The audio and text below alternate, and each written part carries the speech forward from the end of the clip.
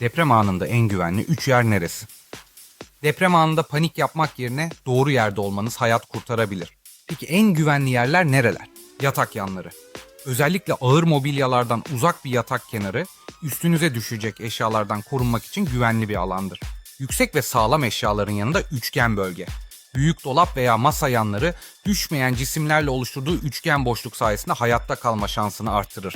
Banyo ve tuvaletler. Bu alanlar genellikle küçük ve kolon desteklidir.